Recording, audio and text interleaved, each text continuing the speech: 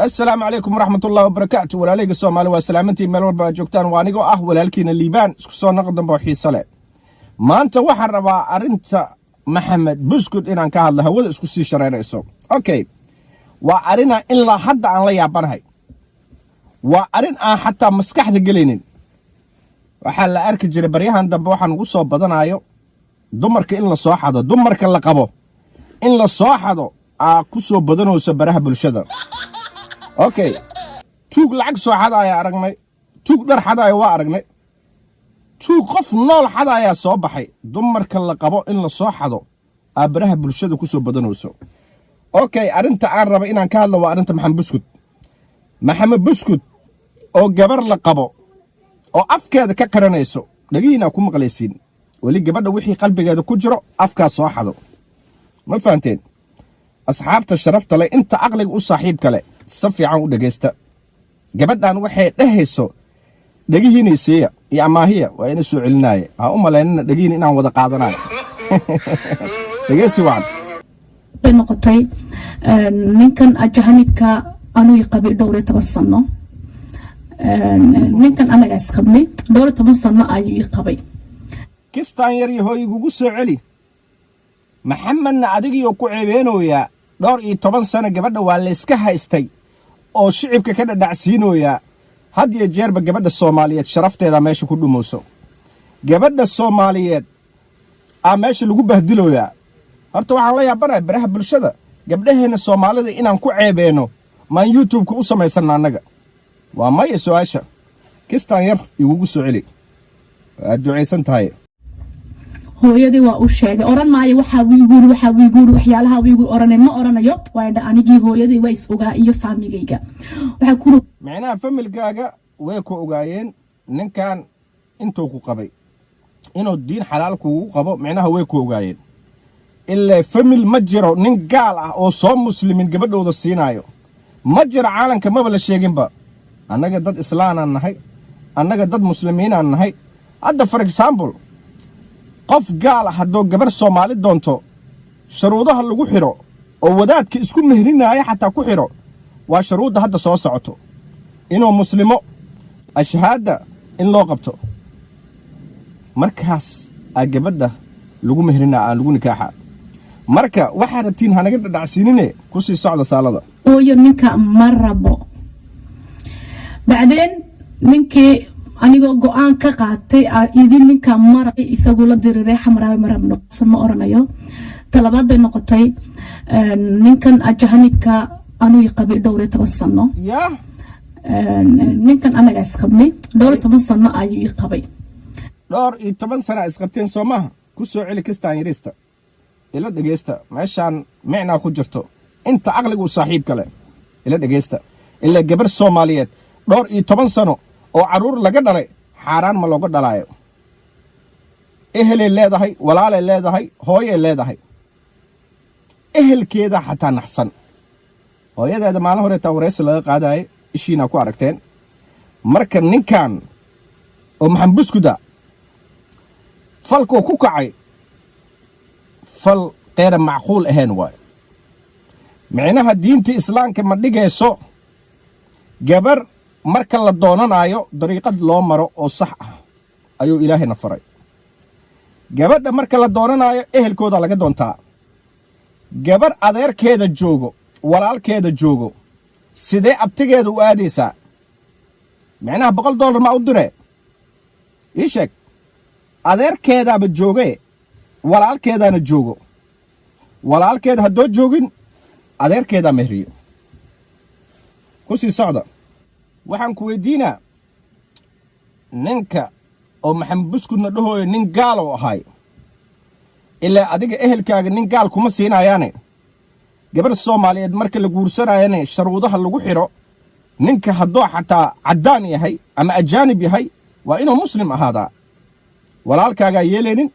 wala hooyadaa yeeleenin wala adeerkaaga yeeleenin marka Maxamed Buskudna dadku wuxuu ka dhacsiinayaa ninka inuu gaal ahay oo gabadha iska haysan jiray dhowr 10 sano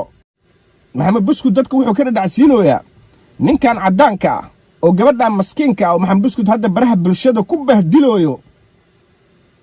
waa u wada jeedin Soomaaliyeed gabar Soomaaliyeed oo wax uu bahdilayo oo maskiin ah wali gabadha inuu wax ka qaldan yahay xataa waa u jeedin waa ka dareemi kartiin hadalkeeda way kala hadlay xataa okay ku soco anaga waxaan ka rabnaa ninka ma ku qabay ama ma ku qabin cadaanka ah ninkan ajahanibka anuu qabay dhowr 10 sano ninkan anaga isqabnay dhowr 10 sano ayuu qabay ya arreeday ku soo celi masama ayuu qabay tay anigii hooyaday way is ogaa iyo faamigayga waxa ku hooyo ninka marabo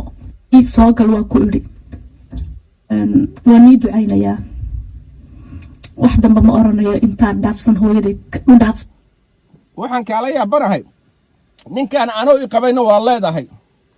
gaal oo ahayna waa leedahay sidoo qof gaal ay ku qaba ii sheeg oo caruur kaaga dhalaa adaa meeshii isku bahdilooyo dabaalka ku ag fadhiyo oo Maxamed Buskud la dhaho ma ka celinaayo miya waxan Maxamed Buskudow gabadha walaalkayga dhageysa Maxamed Buskud boqolkii iyo boqol ay gabadhan u bahdishay ma fiicno in gabar Soomaaliyeed oo maskiin ah oo maanta maskiinta ah ma ka celin weysay in ay interview dhiibto halahaas hadaad u samayn lahayd maanta gabadhan ma ceeboobi lahayd sharaftaa ka qaaday gabadha karaamada ka qaaday lugaha la dul martay waxaan ku sheegaa labadiina kala hadloosinbe iidana eraya dhuusa adigana eraya dhuusa dhageysi waan dadweynaha sharafta leh ma oranayo talabaad bay noqotay ninkan ajahanibka anuu qabay dhowr 10 sano ninkan anaga isqabnay dhowr 10 sano ayuu qabay nin ajaanib ah dhowr 10 sano i qabay dhuusa diinto kuu qabay maxaa waay marka dhiiqaaba ku jirtaaye lugaha la gashay micnaha dabaalka kula fadhiyo oo gabadha been ku bahdilooyo ma garan waayay inuu iida qariyo oo asay kaliya soo fariisto oo dhahay waa ikana gabadha Soomaaliyeed sharafteedu bahdilay ehelkeeda sharafta ehelkeedu bahdilay sharafta walaalaheedu bahdilay sharafta caruurteeda oo bahdilay indhihiina ina macalina Soomaaliyeed yaana leesyeelin run iyo ilkaba waa la cadeeya okay gabadha afkeeda ka qarinaysaa iyada way isdifaacaysaa wayba dhuhusaaba ninkan intaasoo sana isqabnay dhaxday oo i qabayay dhaxday fiiriya qabitaanka iyo ma kala garanaysa miya inuu gaal yahay inuu muslim noqdo iyo ma kala garanayso wax macquul ah anaga noola imaado gabar marka la guursadanaayna ehelkooda la wargaliyaa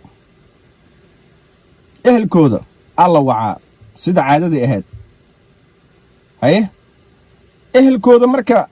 waxa ka dhigaysa Maxamed Buskudow gabadhan ehelkooda inay la ogaayeen in nin gaal ah oo diin gaal haysto inuu gabadhooda caruur ka dhalay macnan ehelkiya u gaftay gabadha hooyadeeda bahdishay iida bahdishay run hadaratid laakiin iida qalbigeeda wixii ku jira afkeeda soo xadooyo dhageysi wacan wax damba ma oranayo inta dhaafsan hooyaday u dhaafsan ma oranayo talabaad bay noqotay ninkan ajahanibka anuu qabay dhowr 10 sano ninkan anaga isqabnay dhowr 10 sano ayuu qabay kistaas sir noogu soo celi bal noqotay ninkan ajahanibka anuu qabay dhowr 10 sano ninkan anaga isqabnay dhowr 10 sano ayuu qabay nin ajahanib oo